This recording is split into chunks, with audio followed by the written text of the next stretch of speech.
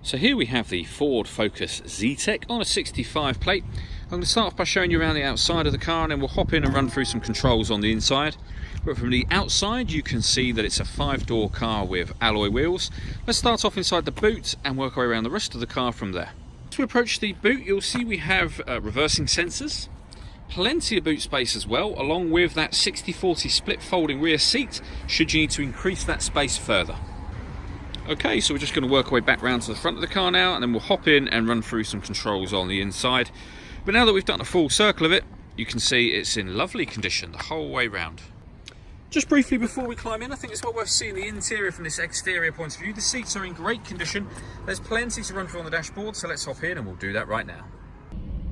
Okay, so now that we're inside the car, we're going to start with the dials. On the left-hand side, we have the rev counter, and on the right-hand side, the speedometer. At the bottom in the middle, we've got the fuel gauge and coolant temperature gauges. And then above that, within the trip computer section, you can see the total miles on this car, which are 21,182. The information displayed directly above that can be changed using buttons on the steering wheel for various different pieces of fuel economy information. If we go all the way back round to the beginning again, you may have noticed as we passed it, but there is also a digital readout for the speedometer available as well. If we back out to the steering wheel, on the left hand side we have the buttons I was using just now to adjust the trip computer information, and on the right hand side we have stereo controls and voice activation for the phone. So hit that button in the middle, ask it to dial anyone in your contacts list, and it can do that for you without you having to take your phone from your bag or your pocket.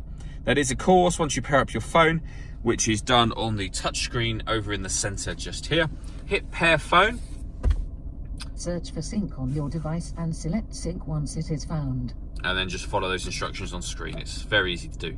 This car has satellite navigation. There's a full video showing how that works on our website and on our Facebook page, but it's accessed up in this top right hand corner just here.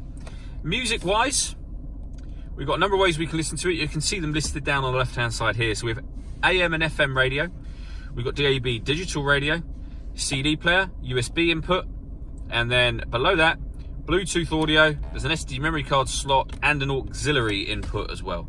I say loads of ways to listen to your music. Below that you'll see the CD player and the main volume for the stereo.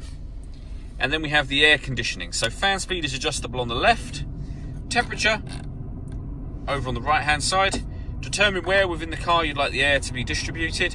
Then hit that button to turn the air conditioning on. It's on when that light shows, so off or back on again. And on top of that, we've got obviously a heated rear screen, but we have the heated front screen as well. We then have a 12-volt charging socket and a USB input for your music. This button turns off the stop and start. So this car's designed to cut out when it's stationary in traffic to save you fuel. Hit that button to turn that system off.